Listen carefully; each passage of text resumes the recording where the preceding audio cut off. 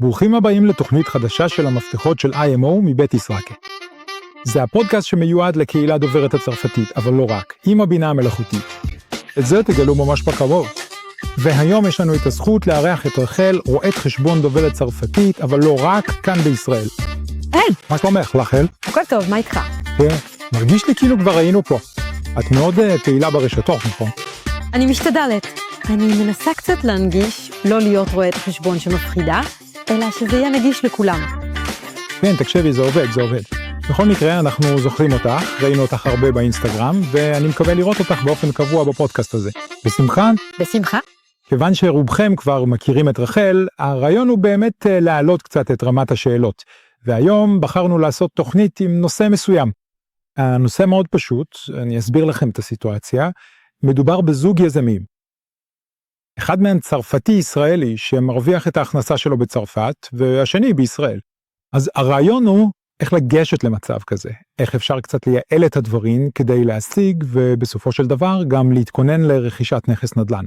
אז זה מה שננסה לבדוק יחד עם רחל, מנקודת מבט של רואה חשבון, מבלי כמובן להחליף את יועץ המשכנתאות. אז רחל, שאלה ראשונה, נדבר קצת עלייך, בכל זאת, אנחנו רוצים להכיר אותך, למרות שאת כבר מאוד מוכרת, היינו רוצים שאחרים גם יכירו אותך. כבר כמה זמן עשית עלייה? אז כבר הרבה זמן אצלך, נכון? כבר 20 שנה, חגגתי 20 שנה לעלייה שלי לפני כמה ימים. בסדר? אז זה באמת מרגש לחשוב שעברתי יותר זמן בישראל מאשר בצרפת. בסדר. זה נותן לנו מושג על הגיל שלה, למי שלא מצליח לחשב. בדיוק, אוקיי. ואז הגעתי לישראל. עשיתי מכינה. תמיד אהבתי פיננסים. אז בהתחלה פניתי למכללה. נתניה, ענפה. אז עשית את הלימודים שלך בישראל. כן, עשיתי את הלימודים שלי, הגעתי אחרי הבגרות בגיל 18, בלי המשפחה שלי. בהתחלה למדתי במכללה בניקנה. עשיתי מה שנקרא תואר ראשון במנהל עסקים. תקשיבו, מי שרוצה להיות רואה חשבון, זה המסלול שצריך. לעשות, זה לא המסלול הכי פשוט. אני רוצה להדגיש את זה, כי בהתחלה לא רציתי דווקא להיות רואת חשבון. מה רצית לעשות? רציתי לעסוק בפיננסים. לא ידעתי בדיוק בגיל 18, לא יודעים מיד מה רוצים לעשות. אז ככה, ידעתי שאני רוצה להיכנס לענק, היו לי חברות שם, זה היה נחמד, והתקבלתי לשם. עשיתי שם 3 שנים של תואר ראשון. סיימתי את התואר הראשון שלי בהצטיילות. מזל טוב על כך. תודה רבה. וכשסיימתי את התואר הראשון, ראיתי שהאפשרויות הן או לעבוד בחברת ביטוח או בבנק. ובינינו זה לא דיבר אליי בכלל. ומהלך הלימודים הייתה מישהי שבאה, העבירה לנו הרצאה וסיפרה לנו על השלמה שאפשר לעשות בברילנד כדי להפוך לרואי חשבון. וכיוון שאני אוהבת אתגרים, אמרתי, טוב נמשיך אחרי 3 שנות התואר כדי להפוך לרואי חשבון. וככה בעצם המשכתי בתהליך הזה, לא לברוח מהאתגר. בדיוק ככה. מעולה. אוקיי, תודה על המסלול הזה שהוא קצת לא שגרתי, אם הבנתי נכון, כדי להפוך לרואי חשבון, אבל די יעיל, ופתחת קצת את העיניים, בדיוק. כי זה נכון שאפשר ללכת ישר דרך הפסיכומטרי, להגיע ישירות ללימודי ראיית חשבון, כלומר לומדים כלכלה וחשבונאות, אבל אני לא בחרתי בדרך הזו, כי לא ידעתי בדיוק לאן אני רוצה ללכת בהתחלה. זה גם מה שטוב בישראל. אם הבנתי נכון, זה שאפשר בקלות לשנות כיוון בכל שלב. בדיוק. יש לי חברה אגב שהייתה איתי במימון והיום היא אחות. הרגשנו את זה. כדי להדגיש שבישראל היום באמת אפשר, זה באמת המדינה שבה אין גיל לשנות כיוון ולעשות בסופו של דבר את מה שאוהבים. בסדר, את אוהבת את מה שאת עושה? אני מתה על זה. זה מעולה. נדבר קצת על נדל"ן, ובעיקר נדבר על המפגש הראשון שלך עם הנדל"ן כאן. איך זה התנהל בשבילך? החוויה הראשונה שלי בנדל"ן הייתה החוויה האישית שלי. רכשתי את הדירה הראשונה שלי ב-2009. הרגע התחתנתי, הייתי בת 23. היה את הלחץ מהמשפחה, אתם יודעים, הצרפתים מתחילים, אין כמו נדל"ן. אז התחלנו לחפש. לא היה לנו אונקס מי. באיזה אזור? נתניה. בסדר. קריית השרון.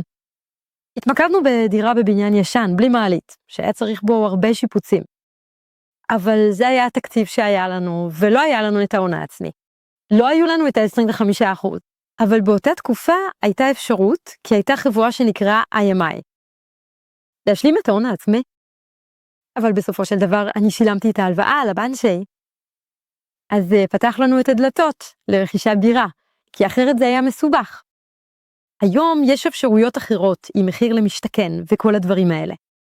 אבל אז זה לא היה קיים, באותה תקופה זה עדיין לא היה קיים. ובסופו של דבר הצלחנו לקנות ככה. הדירה הראשונה שלנו שהתאימה לתקציב שלנו, היינו צריכים לעשות שיפוצים, אבל לא צריך לפחד. צריך להיכנס למה שאפשר מבחינה כלכלית. מעולה. ומה גרם לך לרצות ללוות דוברי צרפתית? מכיוון שאת דוברת שתי שפות באופן מושלם, את יכולה להתמקד בקהל ישראלי. אז אני אגיד שלא באמת בחרתי. זה היה די מובן מאליו. אני פשוט אוהבת לעזור. כבר באופי שלי, אני מישהי שאוהבת לעזור לאחרים. וכשאני רואה את דוברי הצרפתית שמגיעים לכאן ולא מבינים בכלל את המערכת, שבאמת צריכים ליווי, זה היה מובן מאליו שהתמקד בקהילה דוברת הצרפתית, שאותה אני באמת יכולה לשרת. כי יש להם שותפה שמבינה אותם ב100% ושתייעץ להם בצורה הטובה ביותר. זה באמת היה מובן מאליו. בעצם אלה היו דוברי הצרפתית שבאו אליי עוד לפני שאני הגעתי אליהם. אליהם. אני מתארת לעצמי 20 שנה באליאס, בטח היו לך המון, חברים, משפחה, אנשים ששאלו אותך שאלות. ובשלב מסוים את אומרת, טוב, אנחנו אחים. להתמחות בזה. זהו זה. אני לא יודעת אם, אז אני מניחה שלא עבדת כחשבונאית בצרפת, אבל בכל זאת, יש לך קשרים עם יזמים צרפתיים, או לפחות דוברי צרפתית? האם זיהית הבדלים משמעותיים בין צרפת לישראל ברמה החשבונאית? האם ניהלת חשבונאות ומיסוי בצורה שונה? אז מה שהכי בלט לי בהבדל בין צרפת לישראל, זה חלוקת הנקודות, שיש לה השפעה מאוד משמעותית על חישוב המס. בצרפת בעצם לוקחים את מספר האנשים במשק בית ומחלקים אותו לנקודות. ולכן האנשים שצריכים להיות חייבים במס, כלומר, הבעל והאישה יהיו חייבים במס בהתאם, בדיוק, למספר האנשים שיש במשק הבית. בעוד שבישראל זה בכלל לא מחושב בצורה כזאת. כל אדם במשק הבית מקבל את ההקלות מס שלו. בהתאם למספר הילדים ולגיל של הילדים. וזה לא אותו דבר, לא מחייקים את זה. בשלב מסוים, לגבר כבר אין הקלות מס, בעוד שלאישה עדיין יש. וזה, מבחינתי, זו באמת הייתה ההבדל הראשון שראיתי, שבאמת קפץ לי לעין בין צרפת לישראל. וזה באמת משמעותי, כי חישוב המס, כתוצאה מכך, הוא שונה לגמרי. זה היה פחות מכני, זה לא היה אחד לאחד. בדיוק. אוקיי, בוא תקשיב. נמשיך עם עוד שאלה אחת, שנוגעת להרבה עולים חדשים, ובכלל, לאנשים שמתחילים להגיע לישראל. מה לדעתך הקושי הכי גדול של הצרפתים, כשדווקא הם מגיעים למערכת הישראלית הזו, שבה הבנו שזה לא רק עניין של שפה, אלא גם עניין של מערכת? מה לדעתך הקושי הכי גדול שהם נתקלים בו? אחר כך צריך להתמודד עם זה. אני רואה שמעבר לשפה, שלדעתי הקושי הכי גדול, זה באמת הרצון כל הזמן להשוות. למשל, לקחת שכר דירה ולהמיר אותו משקלים לאירו. כל הדברים האלה הם לא טובים, כי המערכת הבסיסית שונה לגמרי. אז באמת אם לוקחים שכר דירה של 7,000 שקל, זה יוצא 2,000 אירו. אבל אלה לא אותם 2,000 יורו כמו 2,000 יורו בצרפת. אז באמת, כשמגיעים לישראל, צריך באמת לקבל את המדינה כמו שהיא.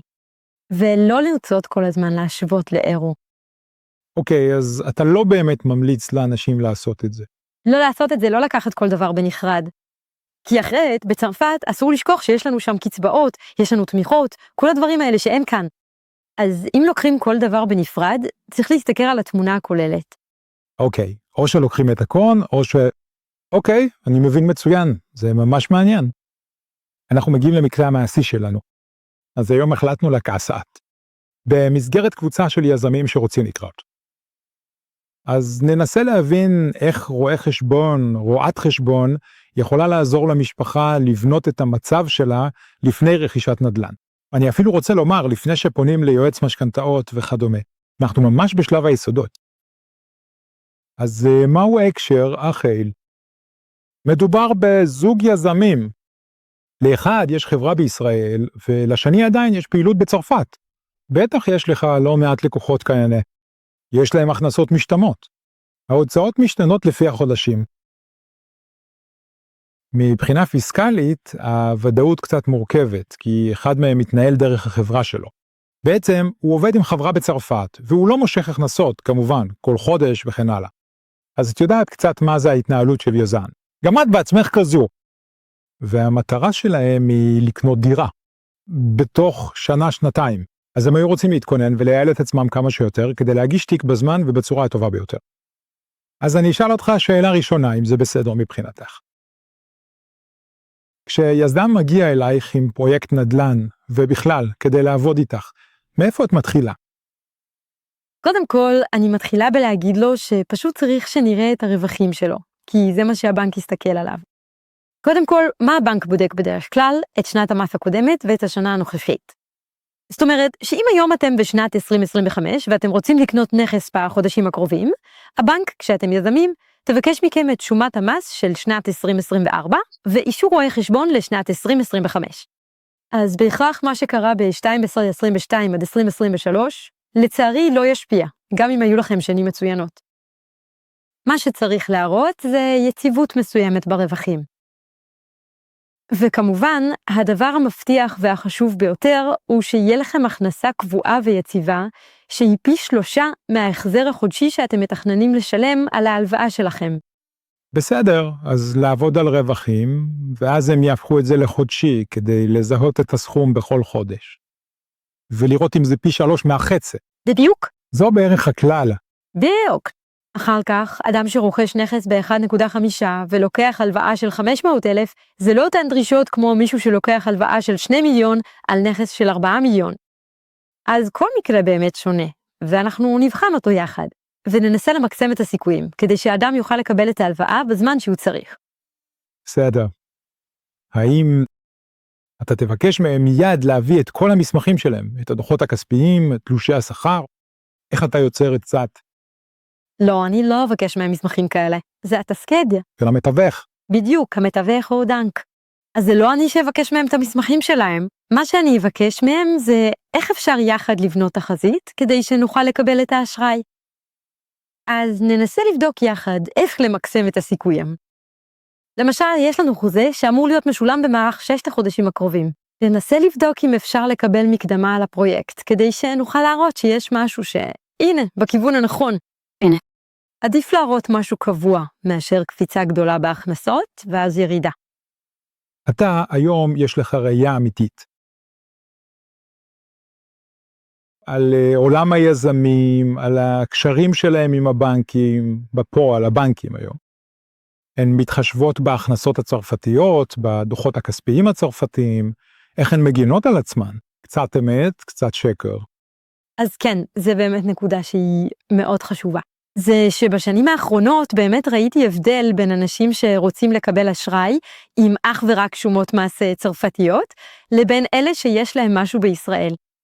ובאמת זה הטיעון הראשון שאני נותן ללקוחות שלי כשהם מגיעים לישראל, שעושים עלייה, שלא יודעים אם הם צריכים להשתכל קדימה על עצמם. לפתוח עסק כאן, או להמשיך לגבלה עם העסק בצרפת. מלבד העובדה שיש הקלות מס די מעניינות כשעושים עלייה, יש גם את כל הסיפור הזה של סולבנטיות. כשאתה סולבנטי כאן, שיש לך משהו כאן, ברור שהבנקים הרבה יותר בטוחים. ואילו כשיש לך רק שומות מס מצרפת, הם חוששים. הן חוששות כי לצערנו היו כל כך הרבה הצהרות כוזבות, אנשים שבסוף לא מחזירים את ההלוואות שלהם. ולא לשכוח שאתם בישראל, זו מדינה מאוד מסודלת. אם לא מחזירים את ההלוואה של אושטני, זהו, הבנק שם אותך בלינוס. וזהו, אני לא רוצה לדבר על כל מה ששלילי. נשארים על משהו חיובי. אבל לצערי זה קיים גם כן. אז באמת, אדם שמוצהר כאן, גם אם ההכנסות שלו לא גבוהות במיוחד, זה מראה על יציבות מסוימת. וזה בהכרח יוביל ליותר תשובות חיוביות לקבלת אשראי. אז את ממליצה ליזמים דו-לאומיים, להקים מבנה, ולהראות קצת יושר ושקיפות קצת, בדיוק. במידע, כאן אני אפילו לא מדבר על הבעיה המיסויית שקיימת עבור אדם שגר בישראל ולא נוסע. אגב, עשיתי על זה סרטון קצר שמסביר שחייבים שיהיה משהו כאן, כי רשות המיסים הישראלית יכולה בהחלט להגיד להם, אוקיי, יש לך חברה בצרפת, אתה אף פעם לא נוסע, אז כל ההכנסות שלך נוצרות בישראל, ולכן צריך מבנה כאן.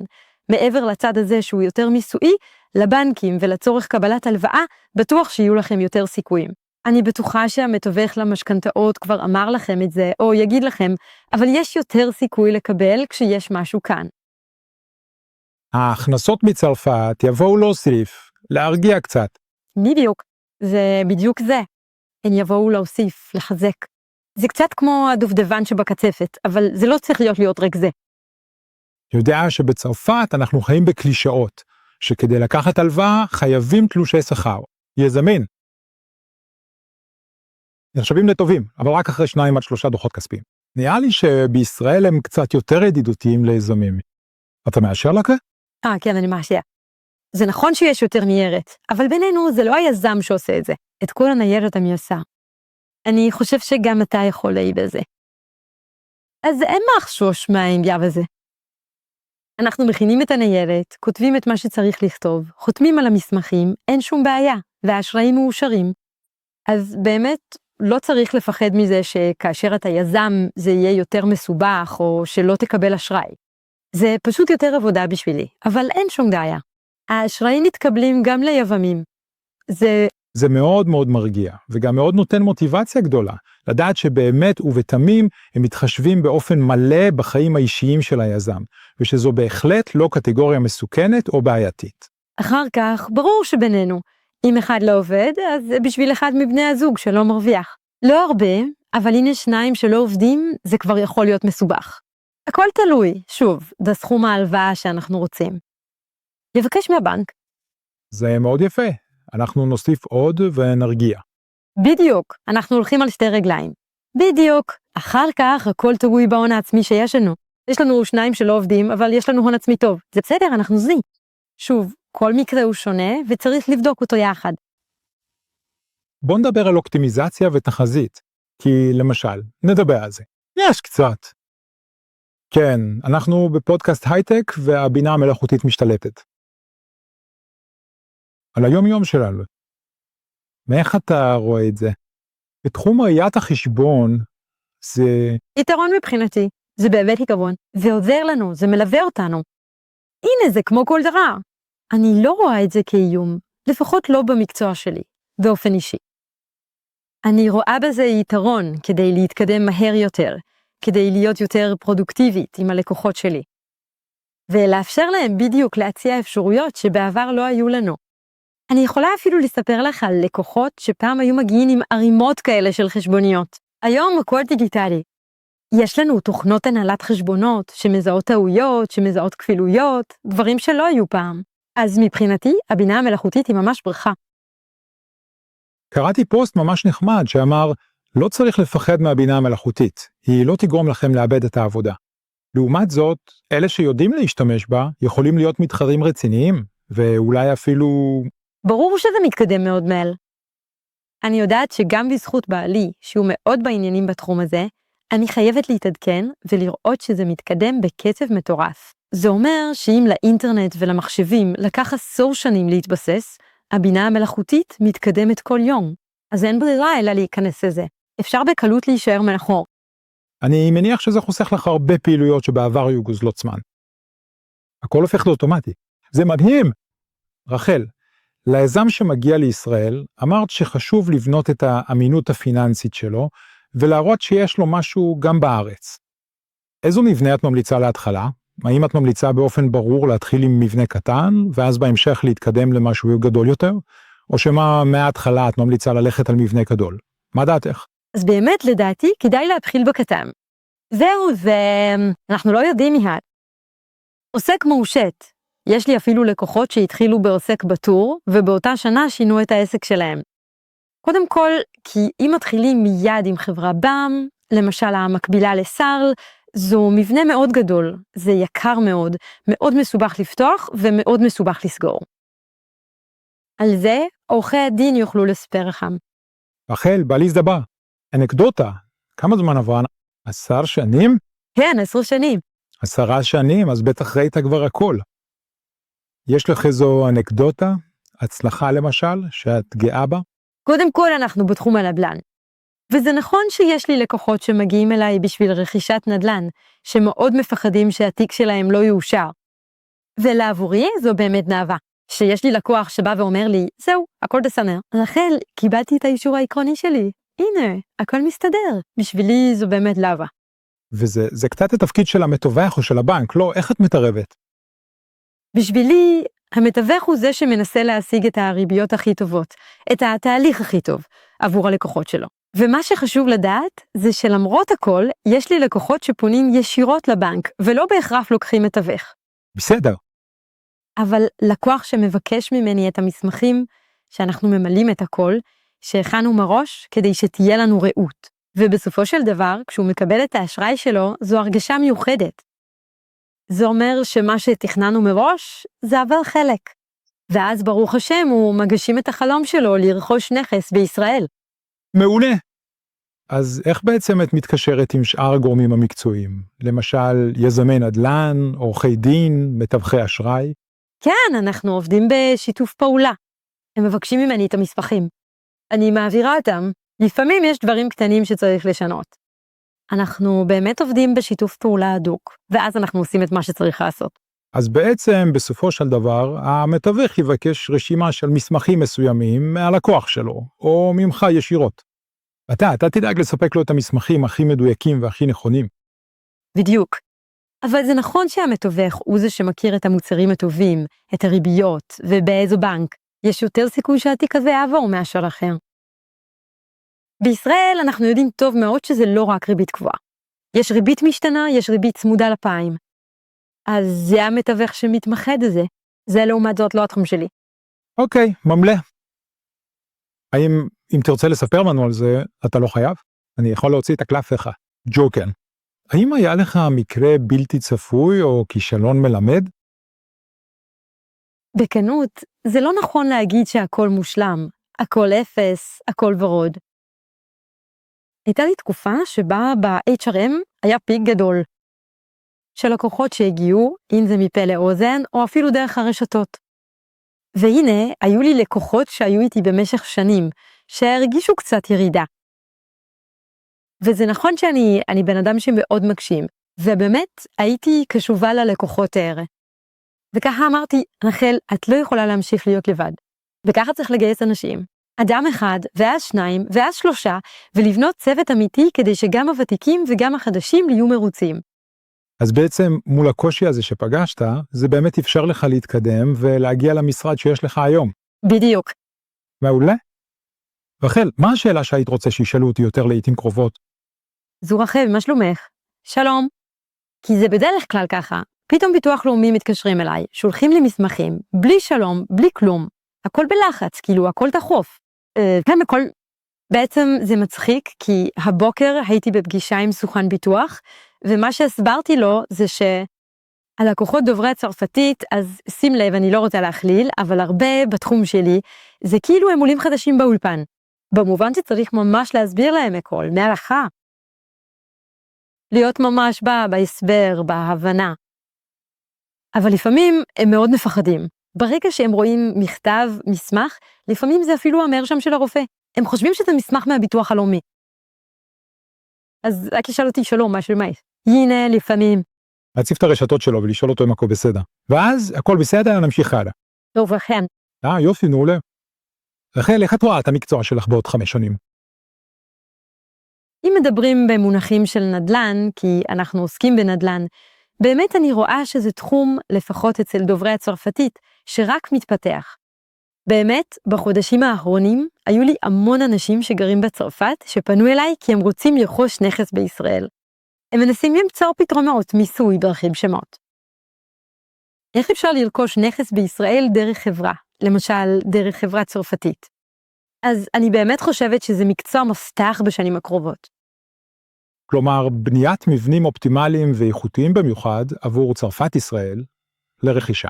בדיוק. מעולה? האם יש לך טיפ, עצה, או הייתי אומרת את המפתח לנדל"ן שהיית יכולה לתת לסוג הזה של יזמים ואחרים. באמת, תקשורת. אל תהססו לפנות לרואי החשבון שלכם, ליועץ המס שלכם. הסבירו לו על הפרויקטים שלכם. נסו להכין תיק מראש, כדי שיהיו לכם את כל הסיכויים שהתיק שלכם יאושר. אל תפחדו לרכוש נכס בישראל, אפילו נכס קטן שתשקירו, ואחר כך תעברו לגור בו בעצמכם. אבל צריך פשוט להתחיל. אני חושב שאתם יודעים מה נשאר לכם לעשות. תתחילו. נשאר לכם רק ליצור קשר. זהו, סעדי. זהו, נשמח ללוות אקסה. יש לנו שותפים כמובן בכל רחבי ישראל, ואנחנו כאן כדי ללוות אתכם מההתחלה ועד הסוף, כדי שתוכלו לפעול באווירה חיובית, אבל גם ביעילות, כי אחד לא סותר את השני. רחל, אני אבקש ממך, כמו שאני מבקש מכל אורח, לבחור ציטוט קטן מהספר הזה, ניצוץ של חוכמה. מהרב אברהם, זה טוב. אז ציטוט קטן. זה לא רע, יש כלל אוניברסלי. מי שמדבר לא פועל, ומי שפועל לא מדבר. אז לדבר זה טוב, אבל לפעול זה אפילו יותר טוב. אז אם אתם רוצים להשיג, תעברו לפעולה. וואו, אני אראה להם, תעביר, מצלמה עמוד 24, את אומרת, נורלה. ומי זה? זה מאבו דרם.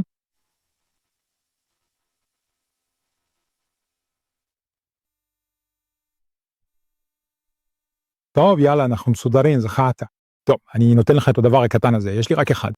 אוקיי, רחל המדהימה, זה עשה לי ממש טוב. לארח אותך. באמת, ממש רציתי לארח אותך בפודקאסט הזה. אני בעצמי לקוח כבר שנים של השירותים של רחל, ואני יכול להעיד שכל מה שהיא סיפרה לכם זה נכון. יש אפילו כמה אנקדוטות קטנות שבין אני הלקוח שמדובר עליו. אני משאיר לכם לגלות באיזה רגע יומעת הזה. נתראה בקרוב, בקאנן.